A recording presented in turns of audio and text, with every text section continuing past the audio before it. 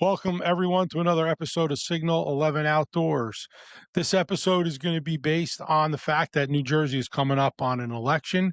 So I'm reaching out to a couple of different outdoor groups in the state. So tonight we have Brian Hopkins, Vice President of UBNJ. Brian, how are you? You're good, Steve, man. Thank you. Thank you for having me on here. Good, good. Appreciate you, you spending a little time. Like I said, I have thought about this and I'm reaching out to a couple of different groups in the state, and I'm going to do some short podcasts. And basically, we're just going to touch on the topic of election and how it matters for the group you're involved in and the people that your group represents. So let's just spend a couple minutes, Brian, if you don't mind. Just give us you're going to give us a short description of UBNJ, basically for the people who don't know what it's all about. And I want to say right off the bat for the people watching this, Brian and myself will do a full episode down the road, not tonight. We're going to do a full episode and really get into the nitty gritty of your group and why people should get involved and the things that your group's involved in and the membership and everything for folks that really either are members now. And this is interesting because you probably have folks now that are members that may not know the actual origins. So it's cool to hear that stuff. And then for people like myself, I mean, I've been hunting for my whole life and I've always heard about you guys. I've talked to quite a few members and never really explored it. And I'm going to do that now. So Brian, if you don't mind, give us a little description of United Bowhunters of New Jersey. Again, thank you again, Steve. I mean, the platform's great for us to be able to talk. But yeah, the UBNJ started, well, now 51 years ago, so 74. And yeah, a little bit of like a marketing fail, I guess, on the UBNJ side, because I hear that a lot. I've been hunting for so long, never heard of UBNJ. So we're trying to change that. We have a lot of really great programs and, youth mentor programs. We sponsor an S3DA team, which gets, younger youth not only into just archery, but bridges that gap from archery to bow hunting and getting into the hunting world. Along with, we have many different state, local representation for community-based deer hunting to try to, help these communities out. Bow hunting seems to be the one option that can work in small confined areas, 1-2 acre lots. So seems to be something working out really well for us. And we just continue to educate, safe practices, bow hunting, and then the heritage of where that has come from, and especially here in New Jersey. That's very cool. I mean, I know you mentioned about the maybe the marketing wasn't quite up to par, but I actually think that a lot of people know about it. And I didn't mean that in a negative way at all. I think just because, and we're going to get into this later on when we do the full episode. I think I'm going to use myself as an example of somebody who is when I started out, as a young man, and especially with the bow hunting. Um, you're so busy, involved in so many things. So bow hunting means so much to me, right? At that time, it still does. But you're so busy with life, and you're young, and maybe you got a girlfriend or a fiance or a wife, and you a new family, and just so involved with so much other stuff that to just get out and hunt was like an escape for me. So Yeah. I always joined an organization where I could get some insurance, and I know you guys offer that. We're going to talk about that next time we do an episode. Stay involved as a member with the NRA, but as a local membership to something like UBNJ, I don't have it, and I'm going to have it after this because my point is now that I'm a little older, my life's a little more settled with a lot of things. I'm busy with my business, but I see the importance Yeah. especially and we're going to talk about elections a little bit. Over the last few elections, whether it's state or federal level, I see the importance on having an organization like yourself, or the one you're involved in as the vice president, how important it is because you guys are out there working at this all the time. Where we may leave bow hunting for a couple days and go do our own thing, and then maybe some guys only bow hunt on a weekend. But UBNJ is in the fight all the time for the rights of the bow hunters, and I'm getting older. I realize that a lot more now. And for the nominal fees it is, those memberships, it's not only good to pay a fee, become a member, and not worry about it, but I actually find myself wanting to get more and more involved in all of the organizations and, all the stuff that's going on, really learning about it. So with that being said, it's an honor to have you on here tonight. I talked to John, and Nice. John mentioned you, and I'm glad you're on here. No, like I said, I appreciate it. And yeah, I mean, you're right. The importance of belonging to one, two, three of these organizations, especially the three that you're going to have on for this one. The more membership, the more people that we have involved, the bigger voice we have for making changes, making sure that these, our rights as hunters in general continue. Yes, and as you just mentioned, I reached out to the Outdoor Alliance, which I'm in good communication with those guys. I reached out to the Federation and yourself, and everybody's gotten back to me. So we're going to do a little something over the next couple of days, hopefully with all the organizations. And I'm either going to loop this all together into one video, or it'll be a couple separate short videos. So basically, the reason why I reached out to everybody is talking to people after I did two podcasts with our one of our candidates for governor in the state of New Jersey, and we reached out for the other candidate. We haven't heard back from her camp yet, but if we do, we'll get a podcast done with her throughout the last couple of weeks since I did the first episode and then the second episode with Jack. I've had a lot of people at the bow shops at my business, deals with hunting and in all the shops all around the state. I've had a lot of people come up to me and ask me about getting groups like yourself to come out and just speak about, very simply, we don't need you to endorse anybody. We're not looking for that. Just about the importance of getting out the vote. I was on the phone with Nugent. Many people know him, friends with Ted. I was on the phone with Ted 4 or 5 days ago talking about this, and he's so adamant about the fact that the hunting and fishing community does not get out and force to vote. And you know that. I know that. Probably some of the people that watch this know that. That's what I want to talk to you about tonight for a few minutes is the importance of the communities getting out and voting and why it's so important to make sure you get, to keep the future of what we love rolling along. So if you want to jump in, go ahead. I'm going to let you take Yeah. the mic. I mean, absolutely. And, though our name is United Bow Hunters in New Jersey, I think at points of our each of our careers as hunters, we love to poke fun and everything at who's doing what and when. But I think with issues like this, I mean, we stand shoulder to shoulder with every hunter, male, female, fisherman, trapper, and if you're an outdoorsman, an outdoors woman, this race is something that you have to be conscious of, right? We are the voice of conservation, of outdoor tradition, and it needs to be heard loud and clear during this election and at the polls, standing up, making our voice be known. The two governors, people go for governors here, they need to know that the outdoorsmen, the outdoors women, all of us here are a loud voice and we're here to stand up. Yes, it's major, major important for us to get out. We need to, we need to focus on a candidate that we've seen failures, right, in the last governor here, putting politics over science. We're seeing them, second guess biologists. We need our fish and wildlife to not be scared of the governor versus the governor actually putting in rules, or the fish and wildlife giving rules to a governor. They're the scientists, they're the pros, they know exactly what New Jersey needs, and not making the hunting world a political stance, right? The bear management, we saw that just get completely trashed. A lot more incidents driven from that political choice, not a science choice. And you're seeing a lot more of these towns just shutting down deer hunting in general, and you're seeing car accidents skyrocket to continue to flourish throughout these towns and stuff. So I mean, I think we need to definitely show that us as hunters, we're here. We need to make our voices known and just show up.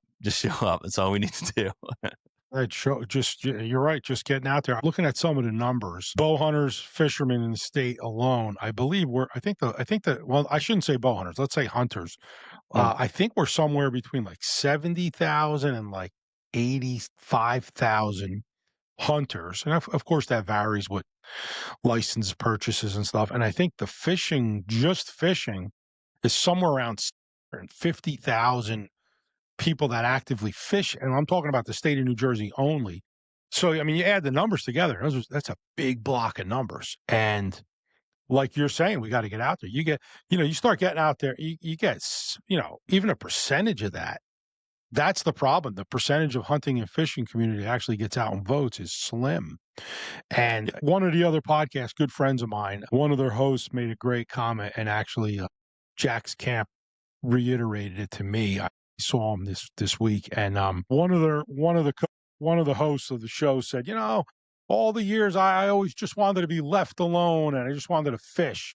And I didn't want to get involved in politics, but now it's changing. And like I was saying to you, as I get older, things change for me too. And what's important is changing for me. So I think what we just want to do really today is try to get the message out. You can get this to your members. I'll get this out to everybody who watches the channel and on some of the Facebook groups. If you're not sure you're going to vote, then you better this year, you better really think about, like you said, what we've gone through over the last 8 years. And also you better think about what you love. If your pastime that you love is fishing and hunting, you better drag yourself to the polls or get out and vote early. You know, I'm sure you agree. Yeah, I completely agree. You know, and to take that even a step further, economically, fishing, hunting, all of those tags, permits, all the fees that we pay for those things, our hunting clothes, those bow shops, those hunting shops that we go to, all of that little chunks of money that get put into their various different, wildlife management areas, parks, recreational areas. Um, you start restricting hunting methods, areas for people to go, that's going to be a lot less that people are going to buy things, right? They're going to go to Pennsylvania, you know what I mean? They're going to go somewhere else. They're going to pay those permits there, and none of that money is being returned back into New Jersey. And that's the worst case scenario, right? Where you're just seeing, and I'm saying that to the hikers, the birders, those people, right? Like the money that we pay in all of our hunting gear, all of our fishing gear pays to keep those parks open, right?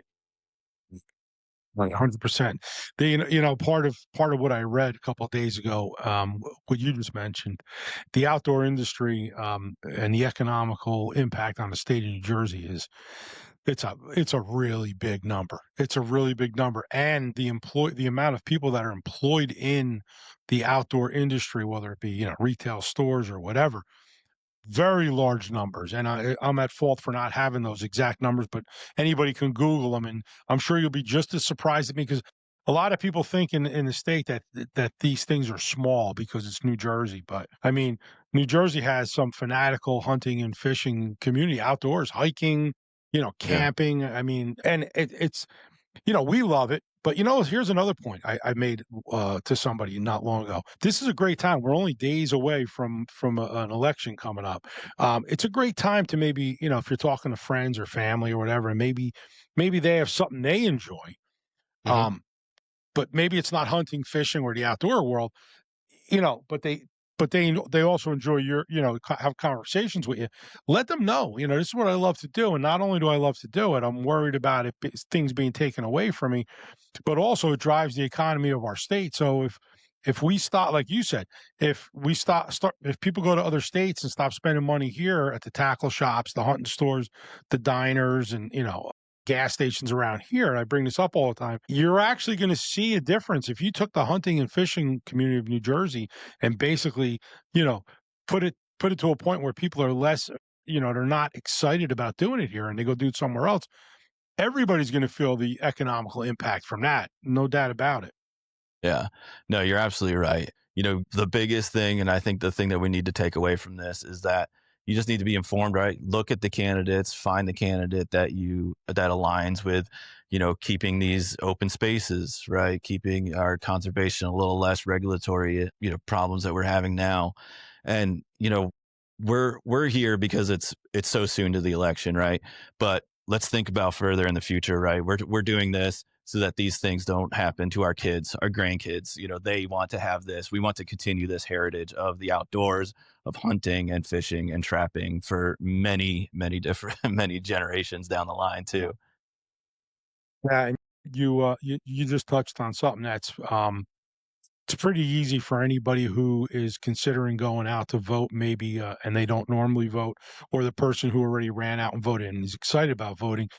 You Mhm. talked about do a little bit of research on the candidates, and again, I'm not going to ask any groups to endorse anybody. That's not what it's about. But for me, I've done the research, and I mean, for me, I've noticed that the only person that I actually got to talk to, both in person and on here, was Jack Chitterelli, and I will tell you, I don't know if you saw the podcast I did when I did two of them, but that guy's in tune now. Now I don't know. I think his family hunts, but I'm pretty sure they fish as well. But I'll tell you what, I don't know if he did a lot of leg work leading up to. He certainly didn't do leg work coming on my podcast, that's for sure, because it's a tiny little thing, and I'm sure he wasn't too worried. But I will tell you, super informed, super in tune. Obviously, has asked a lot of questions, learned a lot, retained a lot. Because every time we talked, he hit everything that all the topics that we're concerned about, the hunting and fishing community, the regulations, things going on out in the ocean, things in the hunting and the bear hunting end of it. He's in tune with it. So again, the other candidate I haven't had the opportunity to talk to, but the research I've shown is that Jack is very in tune with what's going on in New Jersey, and he actually has a plan that I actually listened to and I recorded and put it out there that I liked. So you're right. I think if people do their own research, they can come up with their own conclusion. And I think the main reason me and you are on here tonight is to try to get our hunting and fishing, the men and women, to get to the polls. Yeah, absolutely. Again, I mean, it just comes down to it, right? Like if you hunt, go vote. If you fish, go vote. If you trap, go vote. Like if you like going for walks in the parks, on the beach, all of that stuff, man, just go out, show up. It's a couple of minutes of your day, and it keeps generations and generations keep going. Yes, and it's so important. Exercise, it's our right. Exercise. Actually, there's a sticker in front of me, probably from last year when I voted. But yeah. So with that being said, Brian, I want to thank you for a little bit of time tonight. We're in the same mindset because we enjoy the same things in our recreation, and I think we probably will both be passing this down to the next generation because we know how fulfilling it is to get out there, hunt and fish, and enjoy the outdoors. And we enjoy, I mean, not everybody, I can't speak for everybody, but we enjoy the people that it brings us around, like-minded people that enjoy the same stuff. It's cool to be around it. And we want this to keep on going. And I think you'll agree with me. It's a pretty critical time in New Jersey right now, policy and government. I think this is a very, very important election. I know that's such a cliche thing because everybody says it every year, but I think after the 8 years we just had, it's super important. We're either going to have another 4 years of the eight we just had, or we're gonna have something different. So that's the way I'm looking at it. Yeah, again, thank you, Steve, for having us on. And, on behalf of United Bowhunters, like, let's get out, let's protect the future, let's protect all the outdoor future because it depends on it. And because it does, it absolutely does. It certainly does. Before we say goodbye, Brian, for people who want it, we're gonna get another podcast going. We're gonna really dig into UBNJ, but where can people find UBNJ on the social media stuff so they can look into what you guys are doing? Yeah, absolutely. Most of it and the easiest way to do it is on our website, just ubnj.org. You can find everything and anything you need to know. We have events scheduling there. Our membership is done through the website, and get to know if you want to be a little bit more involved in UBNJ. We're always looking for council members. We definitely can't thank the council members for all of the work they do throughout the state and preparing a lot of these events that we put on. So yeah, if you want to get more involved, if you want to become membership, just check out our website. Okay, sounds good. All right, Brian, thanks so much for coming on. Great talking to you. We're going to do this again in a little bit of a longer format. I'll thank John for me, and obviously thanks to you. And get out there and vote. We'll see you at the election booth, at the Excellent. Thank voting booth. you. Take care. Enjoy your time in the field, man, hunting and fishing. Excellent. Take care. At this time, we'd like to thank our supporters and sponsors. Signal 11 Lures, Lip Glue, New Jersey Multi-Species Podcast, Sever Broadheads, Jersey Fluke Bellies, Favorite Fishing Rods, Timberlife Outdoors, and Buck Knives. If you enjoy the content on our podcast, please like and subscribe and turn on notifications. And please tune back in for our next episode. Thank you.